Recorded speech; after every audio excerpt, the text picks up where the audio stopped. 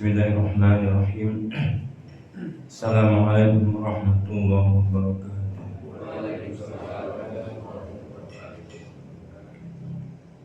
Innal hamdalillah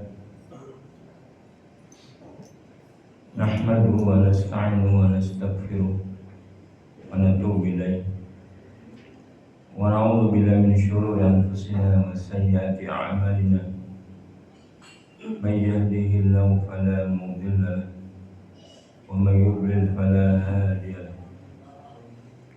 Asyhadu an la ilaha illallah wahdahu la syarika lahu wa asyhadu anna Muhammadan 'abduhu wa rasuluh la nabiyya ba'dahu. Allahumma shalli wa sallim wa barik ala nabiyyina Muhammad wa ala alihi wa sahbihi wa man tabi'ahum bi ihsan ila yaumiddin. Allahumma la sahla illa ma ja'altahu sahla wa anta taj'alul hazna idza syi'ta sahla.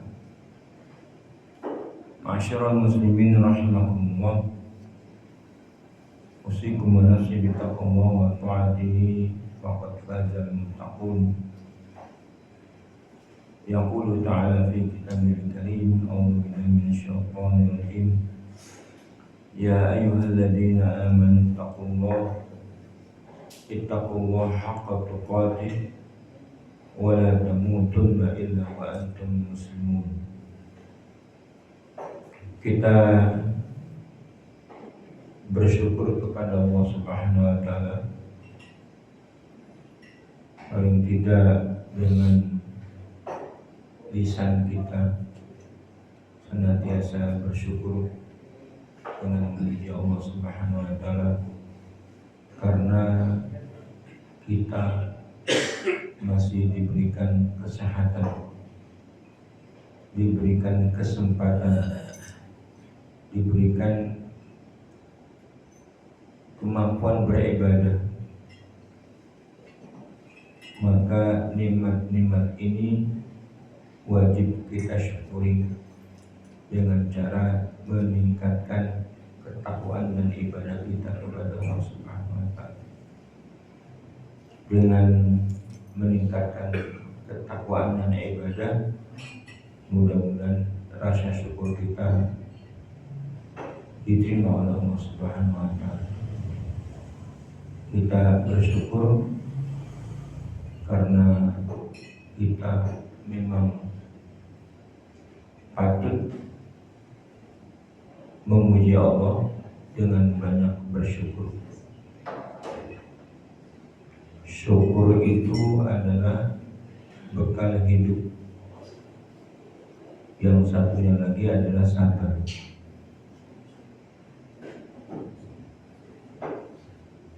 Yang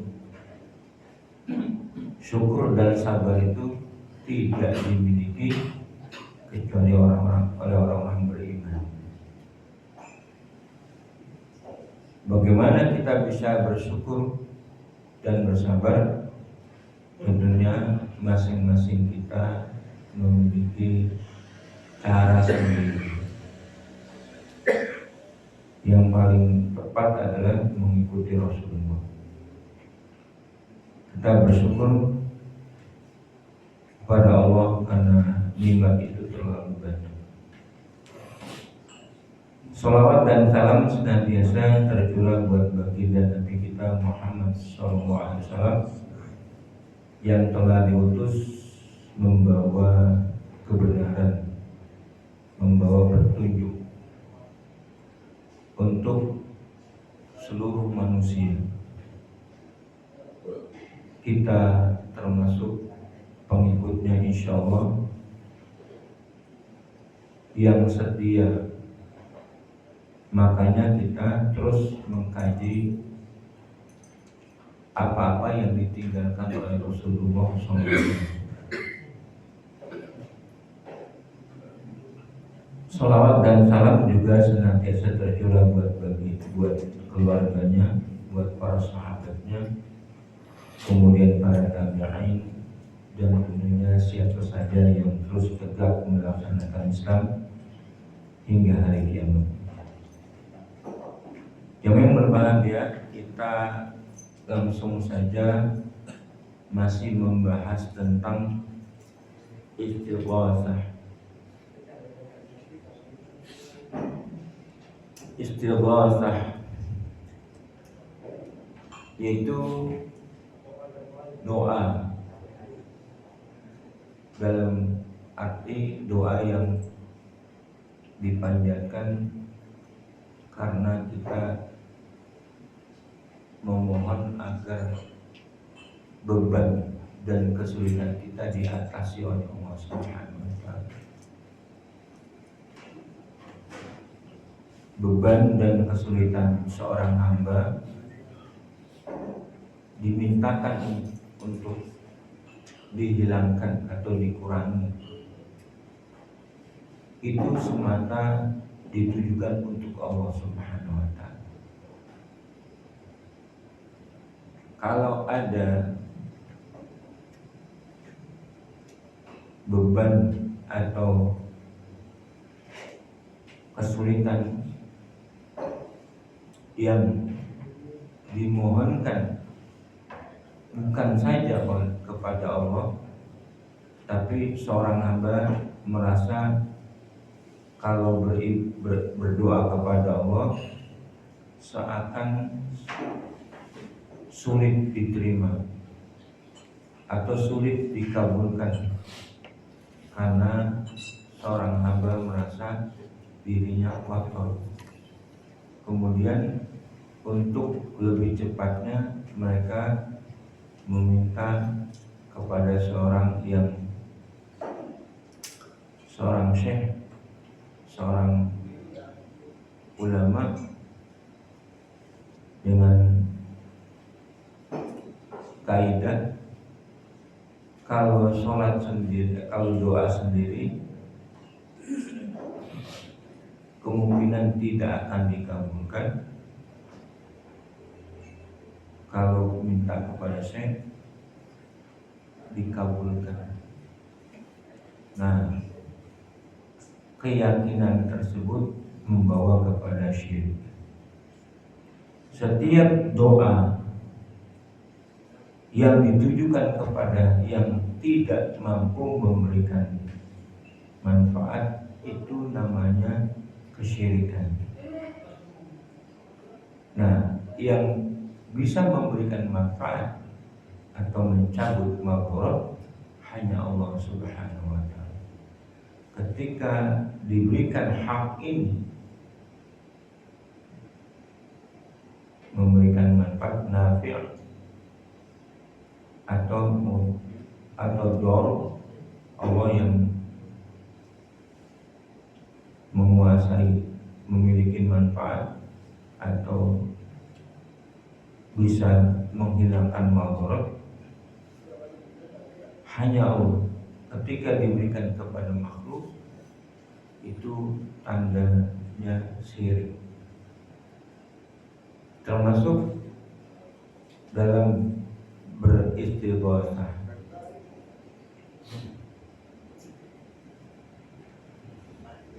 Dalam ayat-ayat yang disebutkan kemarin banyak sekali doa-doa dalam ayat Al-Quran yang menunjukkan seorang yang berdoa atau beristighatsah hanya Allah. Nabi menunjukkan itu, direkam oleh Allah Subhanahu wa Ta'ala dalam firman-Nya, idh yughashshiikumun nu'as idh tastaghithuna rabbakum fastajaba lakum. Dan ingatlah ketika kamu beristighatsah kepada Tuhan kamu, kemudian Tuhanmu itu mengijabah istighatsah kamu itu. Itu dalam perang Badar. Dalam perang Badar itu ada kesulitan-kesulitan. Nabi dan kaum muslim sangat berhajat meminta kepada Allah supaya diangkat kesulitan.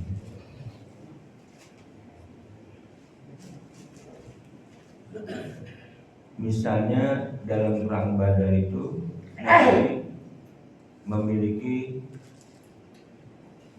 pasukan yang tidak banyak, perlengkapan senjata yang sedikit, jumlah personel yang sedikit. Meminta kepada siapa?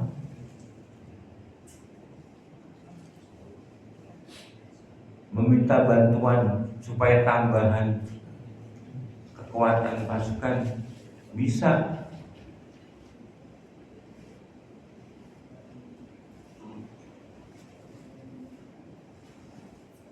Tetapi tidak dilakukan oleh Nabi, karena yang berperang itu adalah amal-amal kalian. Innama tuqatilunakum fi a'malikum. Sesungguhnya kamu berperang dengan amal-amal kalian. Pada saat perang Badar itu ada mungkin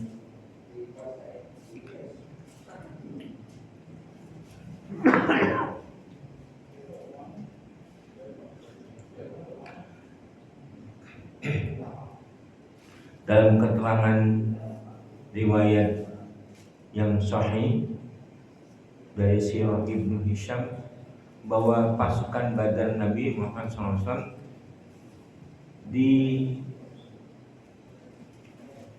ikut berperang sebanyak 70 bangsa jin yang sudah muslim, yang sudah masuk Islam. Itu tambahan kekuatan pasukan jin. Tentunya pasukan jin di pihak musuh yang kafir masih lebih banyak lagi. Nah, Nabi memasrahkan kepada Allah Subhanahu wa Ta'ala. Sekalipun kita berdoa seolah apa artinya? Mentanting Allah. Misal begini, kalau tidak dijabai, kamu akan begini. Gak apa-apa, asal sama Allah, tidak kepada yang lain. Nabi melakukan itu. Misalnya dalam suatu hadis Nabi berdoa dalam perang Badar itu, Ya Rabb, in tuhlak hadhil fi'ah lan ta'bud abada, lan ta'bud fil ardi abada.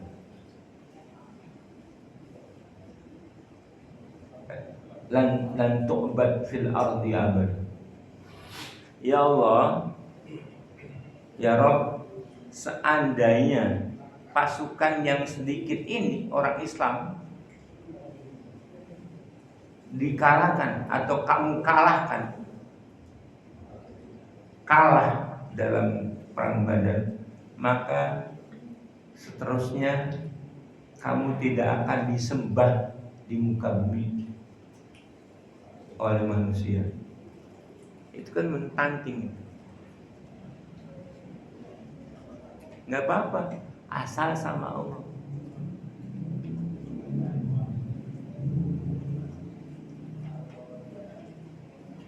Kita juga boleh berdoa, Ya Allah, kalau Engkau nggak sembuhkan saya, itu boleh. Kalau saya nggak sembuh, boleh selagi kepada Allah. Nah, tetapi ketika sudah dibelokkan kepada makhluk, maka Allah murka.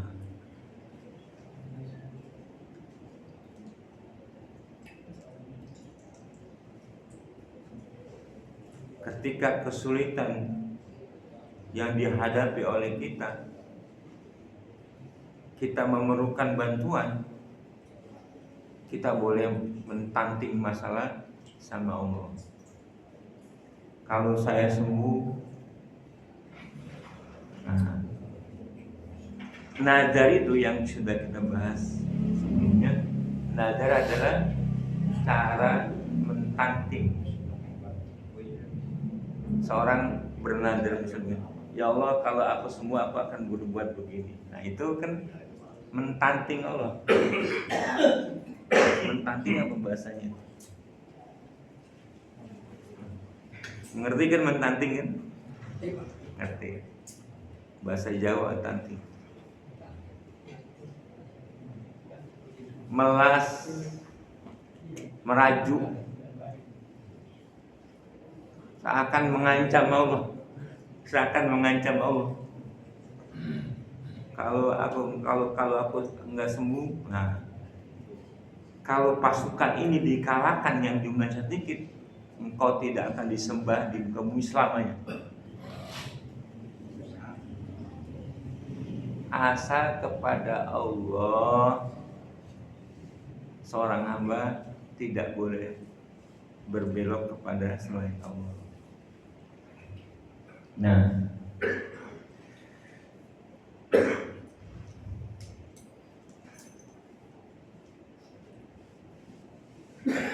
orang yang berdoa itu berharap kepada yang bisa diharapkan.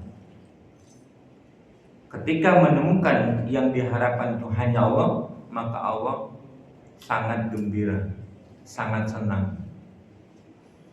Kita berdoa untuk misalnya dipenuhi keinginan kita atau dihindari musibah-musibah kita, berharap kepada Allah saja, maka Allah sangat senang. Maka doa ayatnya, ud'uni fastajib lakum. Allah berfirman, berdoalah kepadaku, niscaya aku akan penuhi. Nah, kaidah pokok dalam masalah ini, masalah berdoa ini, bahwa setiap perkara yang disyariatkan oleh Allah bagi hamba-hambanya dan Dia perintahkan kepada mereka, maka pelaksananya karena Allah merupakan ibadah.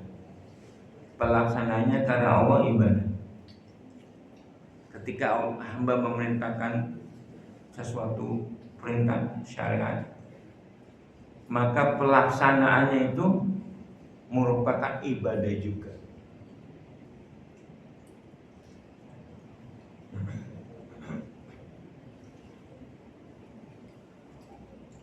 Jika sebagian dari ibadah ini yang diberikan kepada selain Allah, maka hal tersebut adalah syirik dan bertabrakan dengan ajaran yang dibebankan kepada Rasul yang diutusnya untuk menyampaikannya. Jadi bentuk syirik itu bukan saja orang menduakan Allah, ya, tetapi ketika pelaksanaannya dari perintah-perintah itu ada yang ditujukan kepada selain Allah, itu termasuk syirik, menyimpang dari ajaran Rasul. Dengan dalil qulillaha a'budu mukhlishan lahu dini, katakanlah hanya Allah saja yang aku sembah dengan memurnikan ketaatan padanya dalam menjalankan agamaku. Memurnikan ketaatan dalam berdoa, pelaksananya itu semata hanya Allah Subhanahu wa taala.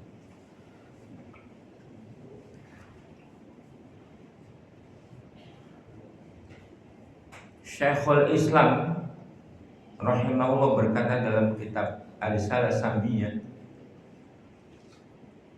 jika pada zaman Nabi SAW dari kalangan orang-orang yang menisbatkan diri kepada Islam ada yang menyimpang darinya, walaupun mereka adalah pelaku ibadah yang sangat tekun, maka hendaknya diketahui bahwa orang yang menisbatkan diri kepada Islam dan sunnah di zaman ini mungkin saja menyimpang dari Islam karena beberapa sebab.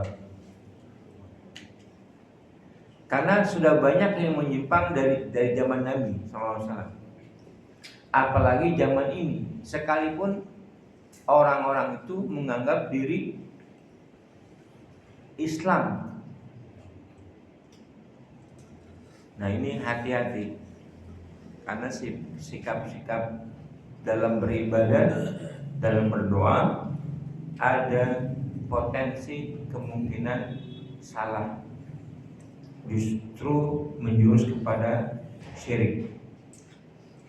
Ya, saya ulangi, jika pada zaman Nabi SAW dari kalangan orang-orang yang menisbatkan diri kepada Islam ada yang menyimpang darinya, walaupun mereka itu adalah pelaku ibadah yang sangat tekun, maka hendaknya diketahui bahwa orang yang menisbatkan diri kepada Islam dan sunnah pada zaman ini mungkin saja menyimpang dari Islam, mungkin menyimpang dari Islam karena beberapa hal.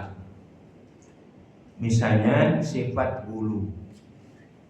Mereka ingin menyembah kepada Allah, tetapi berlebihan dalam mencintai orang soleh, sehingga orang soleh dikatakan punya kekuatan, punya kekhususan tertentu. Gulu adalah sikap berlebihan dalam menyanjung dan memuliakan. Gulunya kepada siapa? Gulu kepada sebagian syekh, ulama-ulama. Bahkan ada yang gulu kepada Ali bin Abu Thalib, seperti orang-orang Syiah gulu.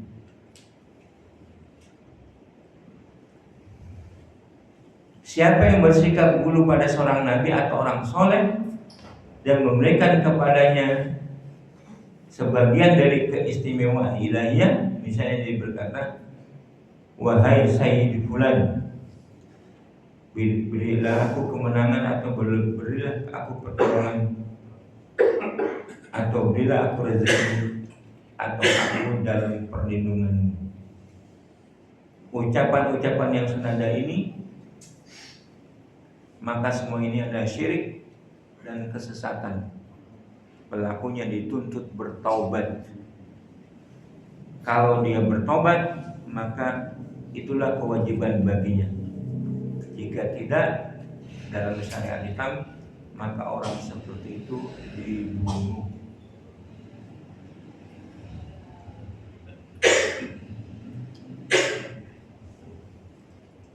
Ya, maka orang itu dibunuh supaya dia tidak menyebarkan anggapan dia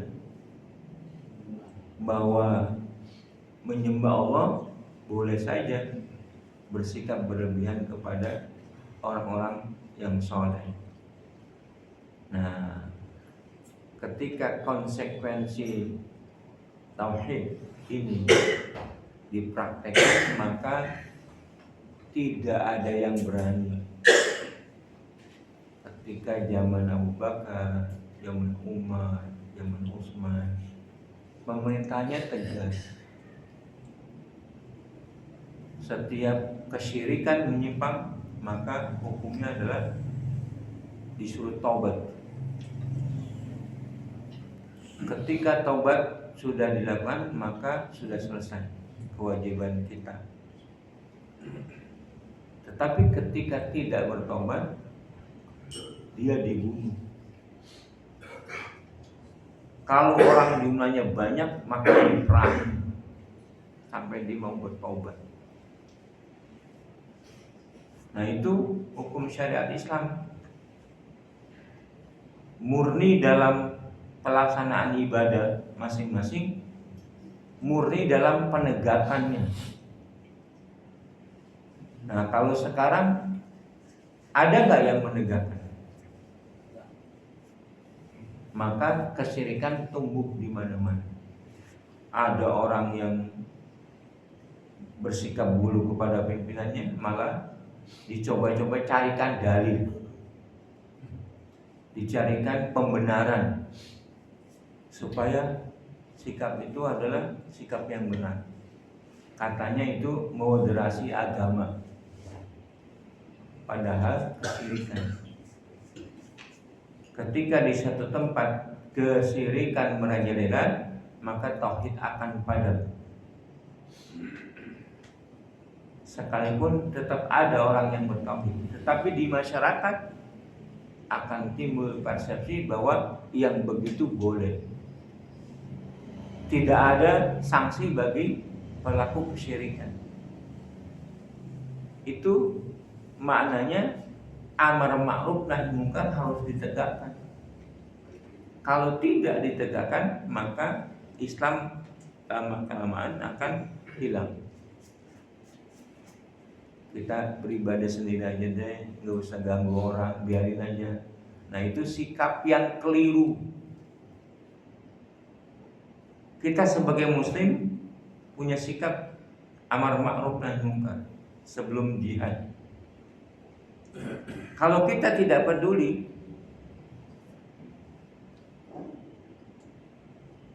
masing-masing beribadah sendiri, yang penting selamat sendiri, ini alamat umat Islam kehilangan kemuliaannya.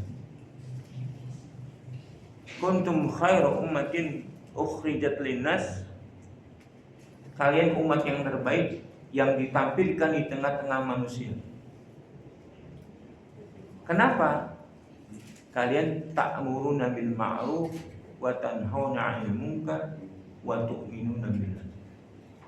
Karena kalian memerintahkan yang ma'ruf dan mencegah yang munkar, kemudian tetap beriman kepada Allah. Kata Abu Hurairah radhiyallahu anhu,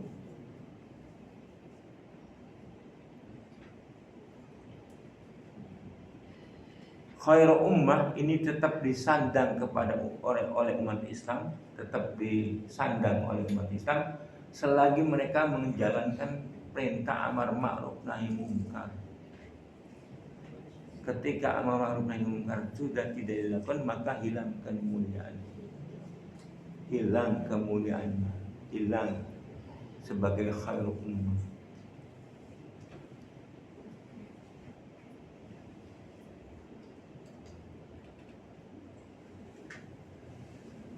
Maka sikap-sikap yang benar ini perlu dipertahankan oleh umat Islam. Sekalipun ada orang yang mengatakan itu sifat ekstrim, sifat bersikap berlebihan, tidak sesuai dengan kebinekaan yang mengakui keragaman.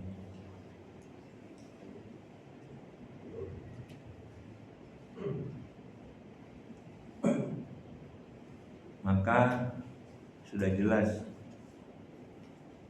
umat Islam yang banyak ini tidak sanggup melawan kebengisan Israel. Hanya sedikit warga Israel juga tidak lagi mengharapkan bantuan. Kepada Allah serahkan mereka, pasrah kepada Allah Subhanahu wa taala.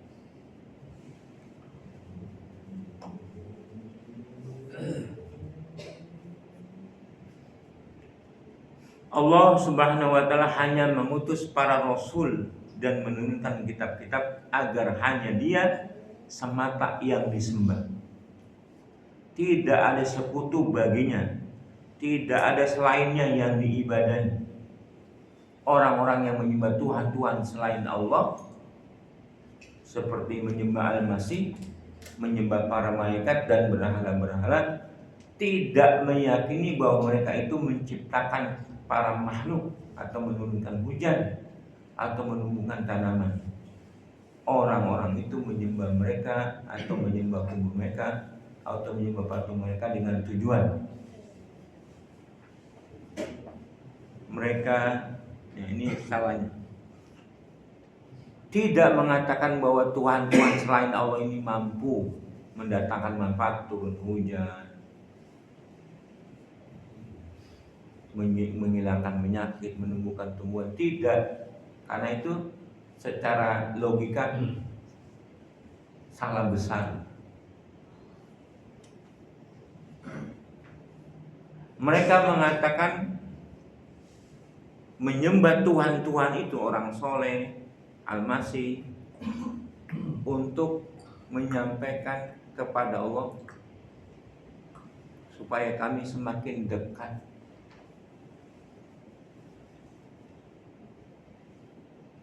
Kalau dikatakan Tuhan-Tuhan selain Allah itu mampu memberikan manfaat atau menghilangkan madhar, langsung syirik dia. Nah, orang-orang Islam ya tidak ada yang memberikan manfaat dan madarat. Tetapi kami menyembah mereka supaya lebih mendekatkan diri kepada Allah.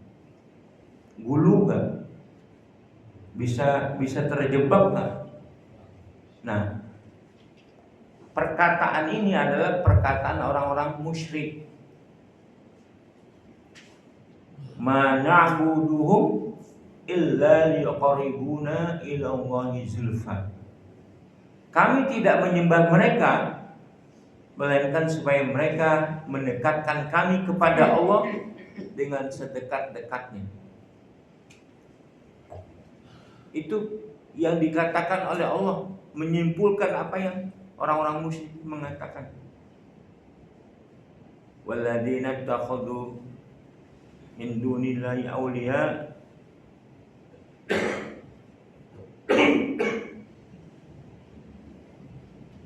ma na'buduhum illa liqarribuna ila Allah zulfa.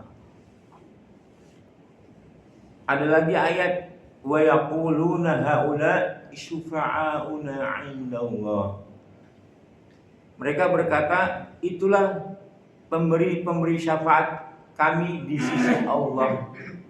Jadi mendudukkan orang-orang itu pada tempatnya di sisi Allah Subhanahu wa taala.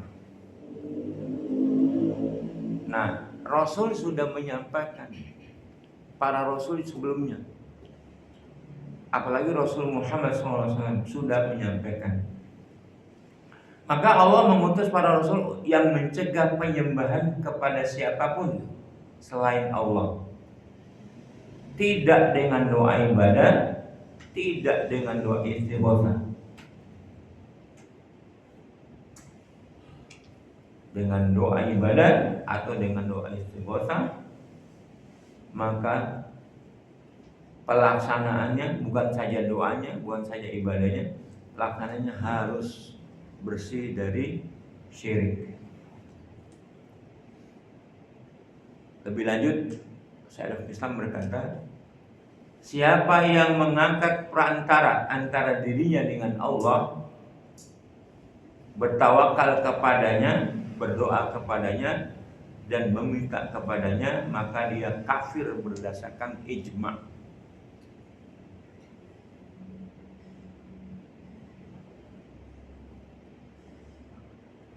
Siapa yang mengangkat antara dirinya dengan Allah, ada pihak ketiga yang dijadikan untuk mendekatkan diri kepada Allah, itu syirik.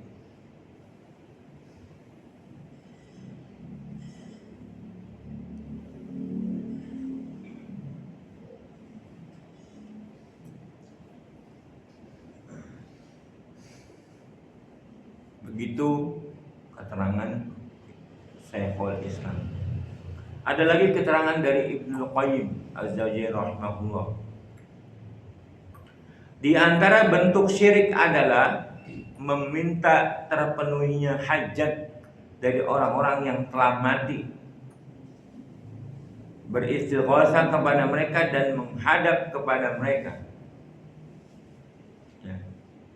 Ini adalah asal usul syirik manusia, karena mayit telah terputus amalnya dan tidak memiliki manfaat dan mudarat bagi dirinya, apalagi untuk orang yang beristighatsah kepadanya atau memintanya agar memberi syafaat kepadanya di hadapan Allah.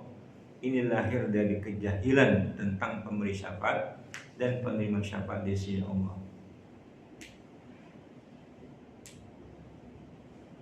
Ya. Orang-orang yang sudah mati dengan menganggap mereka punya kedudukan istimewa. Ingat asal usul syirik zaman Nabi Nuh alaihissalam. Kesyirikan itu timbul pada zaman Nabi Nuh. Sebelumnya enggak terjadi.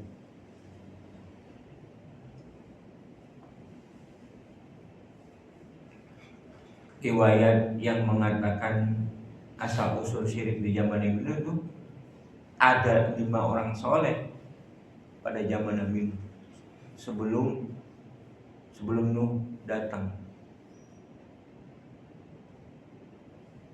Wa qalu la tadrunna alihatakum wa la tadrunna wadda wa la suwa'a wa la yaghuthu wa ya'uq wa nasra. Itu orang-orang soleh semuanya, itu 5 orang.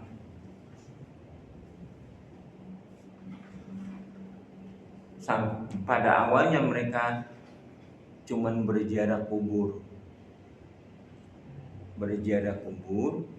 mendoakan orang-orang soleh ini. Tapi setan masuk, musuh yang nyata memang setan. Ketika mereka berziarah mendoakan orang yang sudah mati ini, orang soleh ini, setan membisikinnya, kalau kamu kenal, ingat wajahnya. Kalau anak cucu kamu kan tidak kenal, boya dibikinkan wajahnya digambar. Ada yang tertarik, beralasan dengan dibuat gambar ini, maka tahu anak cucu kita cara menghormati orang, apalagi orang soleh. Dibuatlah gambar dari kuburan. Dalam kuburan gambar, tetap gambar di sisinya.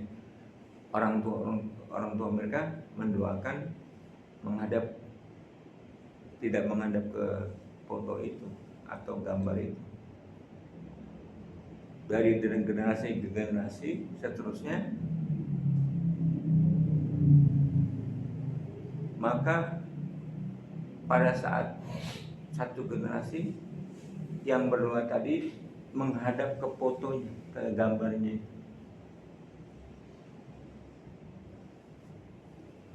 Nah, ganti generasi, anaknya, bapak saya, orang tua kita berdoa menghadap ke gambarnya, maka turun temurun tetap berdoa menghadap gambarnya. Ketika menghadap baru gambar, coba kamu buatkan yang lebih indah, yaitu gambar berupa patung. Jadi bentuknya relief, 4 dimensi. Ada bentuknya patung lah, tidak satu gambar. Nah, ketika sudah bentuk patung, maka akhirnya orang menyembah orang soleh itu. Itulah riwayat kenapa manusia menyembah patung. Kalau ditanya, enggak menyembah patung, tapi yaqribuna ila Allahi zulfa. Kami melakukan ini supaya mereka mampu mendekatkan diri kepada Allah.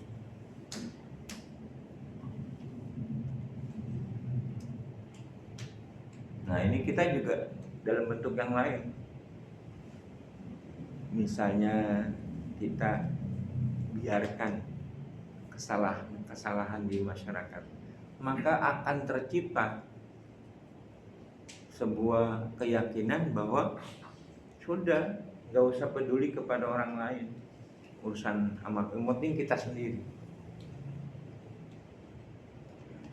Mau orang salah, mau orang benar, udah bukan urusan kamu. Maka Islam cirinya akan hilang. Kalau kamu tidak melakukan amal ma'ruf nahi munkar, maka ciri sebagai umat yang terbaik akan hilang. Seperti pernyataan Abu Hurairah radhiyallahu anhu.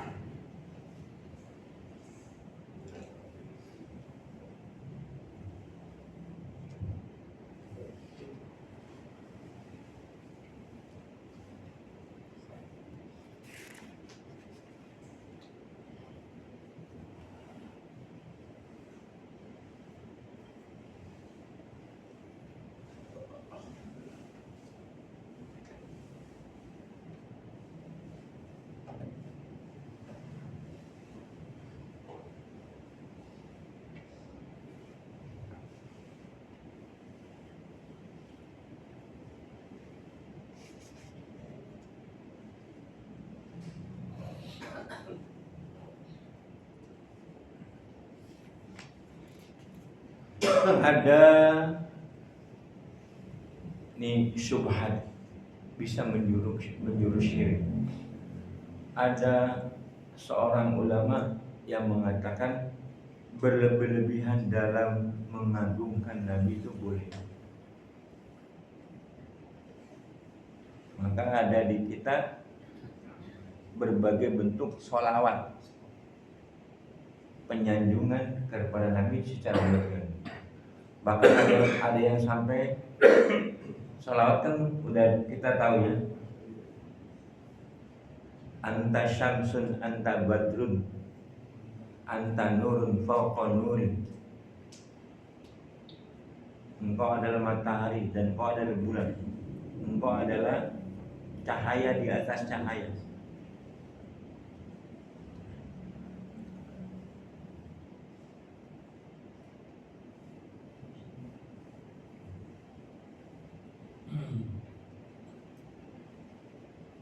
Banyak sanjungan-sanjungan.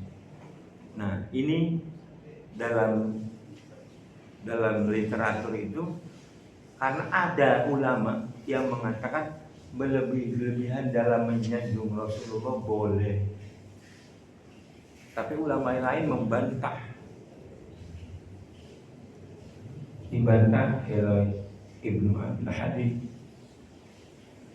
Jika yang dimaksud dengan berlebihan dalam menurut pandangan setiap orang bahwa itu merupakan pengagungan, termasuk haji ke kuburnya, sujud kepadanya, tawaf di sekelilingnya, meyakini bahwa beliau mengetahui yang gaib, bahwa beliau memberi dan menolak, bisa bertindak kepada orang yang meminta pertolongan kepada selain Allah dengan menolak mandorot darinya dan memberi manfaat, bahwa beliau menunaikan hajat orang-orang yang meminta, mengangkat kesulitan orang-orang yang berada dalam kesulitan, bahwa beliau memberi syafaat kepada siapa yang dia kehendaki, memasukkan orang yang dia kehendaki dalam surga.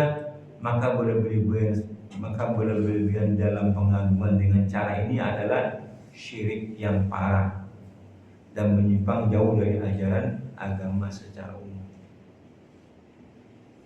Maka sebagaimana kemarin, kita berhati-hati dalam membaca sholawat, apalagi yang tidak tahu artinya. Sholawat itu bukan redaksi bacaan sholawat itu bukan Al-Quran. Hadis saja yang dari Nabi, kalau dibaca oleh kita sementara kita tidak paham, nggak ada manfaatnya. Kalau Al-Quran kita nggak paham, ada manfaatnya. Satu huruf dibalas 10 kebaikan. Kalau hadis tidak. Misalnya hadis, Innamal a'malu binniyat. Nggak tahu artinya, nggak ada manfaatnya. Nah, ini banyak yang keliru nih.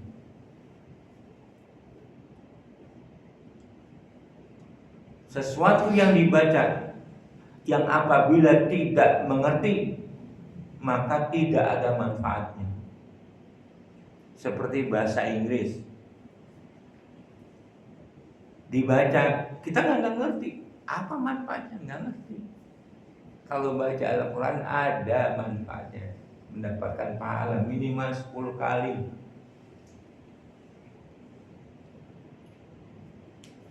Nah, sholawat termasuk bukannya hadis. Sholawat yang lain ya, kecuali yang hadis yang Nabi ajarkan itu ada di dalam hadis. Kalau yang lain dari itu sholawat yang di karangan orang-orang tidak tahu artinya maka tidak bermanfaat. Nah, orang bisa jadi membaca sholawat karena nggak tahu artinya, ini baca sholawat saja kan memuliakan Nabi, jadi ada pahalanya. Nah, di situ kesalahannya.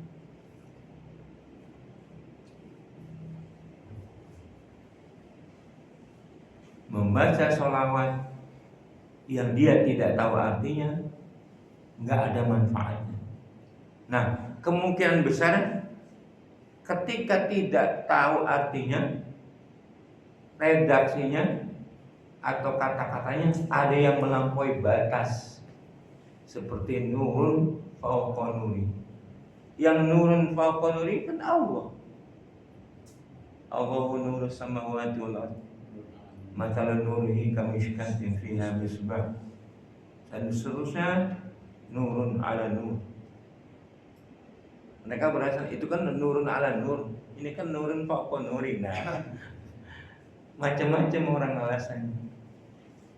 Tetapi arti daripada nurun fauqa nuri, nah, bisa bermasalah.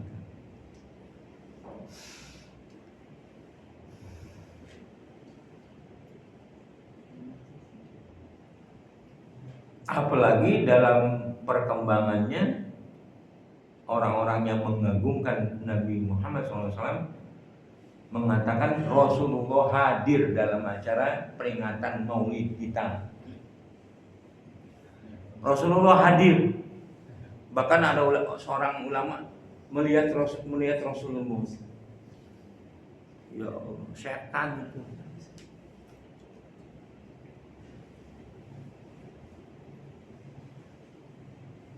Bagaimana acara keagamaan yang bertabur dengan nilai-nilai agama bisa dihadiri oleh setan? Berarti apa? Sudah salah. Acara keagamaan itu salah. Kalau sampai ada orang yang melihat Rasulullah hadir, ini baca nggak di YouTube? Ada seorang ulama lagi acara maulid bisa melihat, katanya ditafsirkan oleh orang-orang yang membuat, karena ini Habib ini melihat Rasulullah hadir. Rasulullah hadir ketika ada dua majelis, yang satu di Indonesia di Jakarta, yang satu di Situbondo, mengatakan Rasulullah hadir. Itu udah kesyirikan. Dalam waktu bersamaan Rasulullah hadir di Jakarta ada Situbondo, maka itu adalah yang mustahil. Rasulullah tidak punya sifat ilahiyah, sekalipun sudah meninggal. Nah, itu sebabnya ada ulama yang mengatakan berlebih-lebihan dalam menyanjung Rasulullah dibolehkan. Sekalipun sudah dibantah oleh ulama yang lurus, tetapi ini menjadi thariqah, kebiasaan yang terus diamalkan, bahwa kita bisa menyanjung Rasulullah dengan cara apapun. Maka meluruskan ini suatu perjuangan.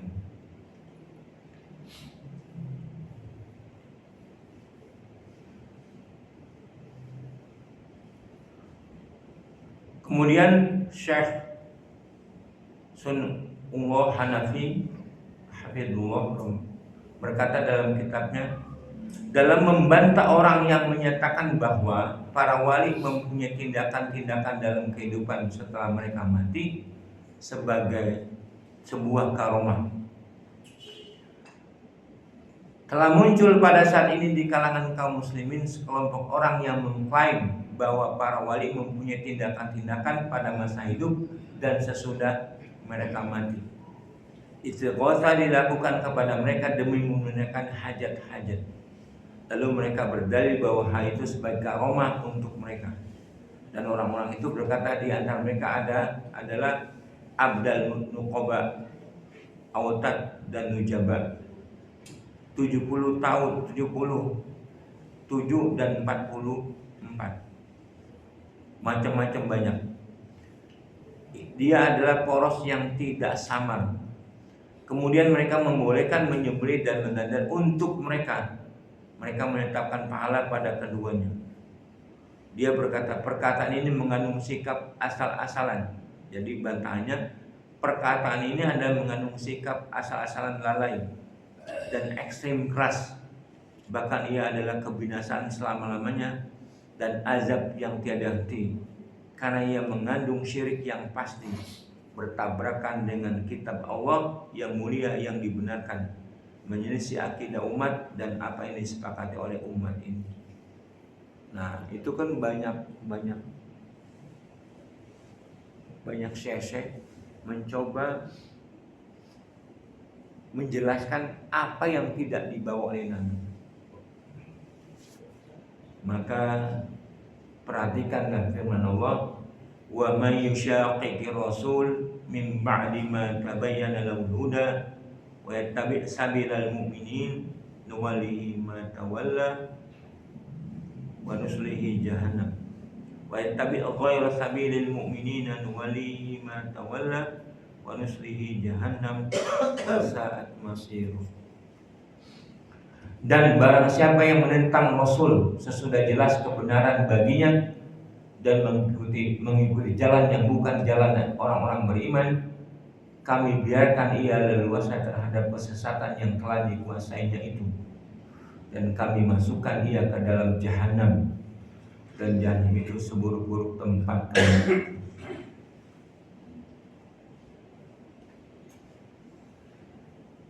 Setelah membantah setelah jelas jalan Rasul dan tidak mengikuti jalan orang beriman, wa yattabi' ghayra sabilil mu'min.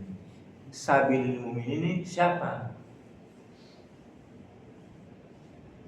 Ya, sabilil mu'minin siapa?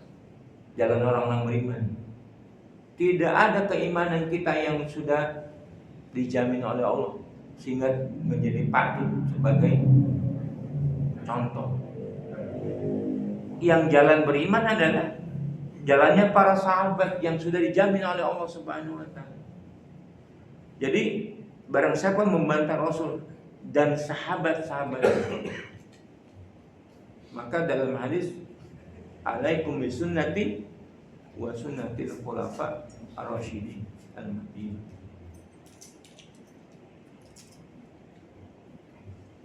Itu yang menyebabkan kajian kita kembali kepada salafus saleh. Ini ayatnya karena salafus saleh itu jalan keselamatan. Ditambah dengan hadis Nabi SAW, hum ahlus sunnah wal jamaah.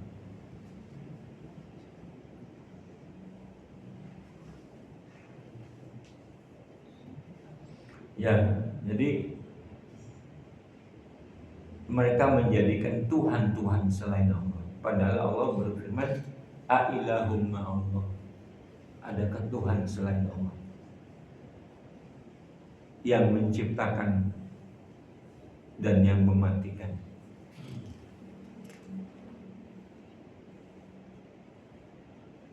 mereka dikatakan orang-orang yang menyembah selain Allah, mereka tidak mempunyai apa-apa walaupun setipis kulit ari, setipis kulit bawang, tidak punya apa-apa mereka. Nah, jadi jamaah yang berbahagia, istighatsah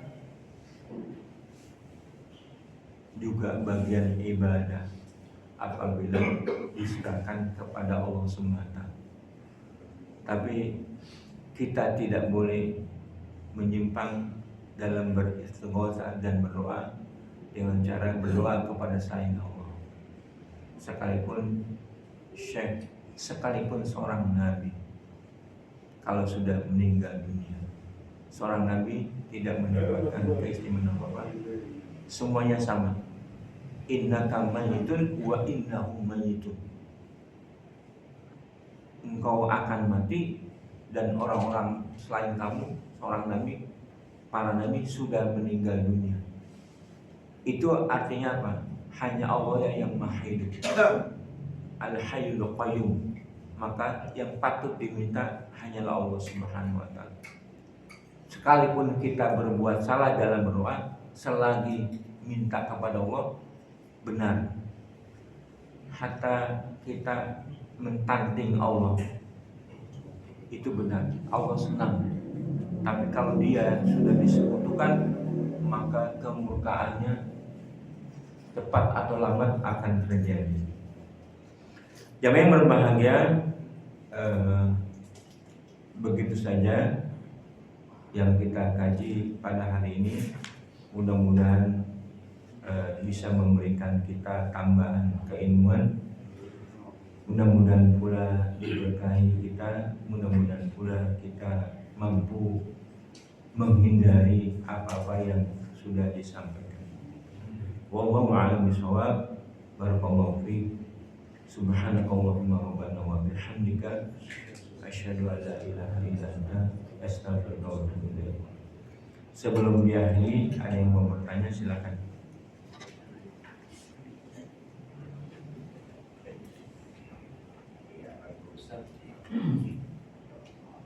Apakah ada waktu tertentu atau tempat tertentu untuk istighosah? Mbak, istighosah? Waktu ada tempat istighosah? Nggak ada waktu itu, nggak ada. Istighosah kapan saja, terutama pada saat-saat yang disyariatkan doa mustajab. Misalnya kalau tempat di Masjidil Haram, berdoa di Masjidil Haram. Terus di Masjidil Haram terutama di mana? Di depan Maqam Ibrahim. Terus di Hijr Ismail, atau di Ka'bah secara keseluruhan, di mana saja dari sudutnya, karena tempat itu adalah beribadah. Kemudian Masjid Nabawi, kemudian Masjidil Aqsa, itu tempat. Kemudian kalau kita jauh di masjid, doa kita di masjid lebih mustajab daripada di rumah, karena masjid lebih mulia daripada di rumah. Tentang kondisi kita lagi sujud, kondisi kita sehabis sholat, kondisi kita dalam keadaan saum menjelang berbuka, itu kondisi-kondisi yang doa atau istighosah mustajab. Jadi tidak ada tempat khusus kecuali yang disyariatkan oleh Nabi Muhammad SAW.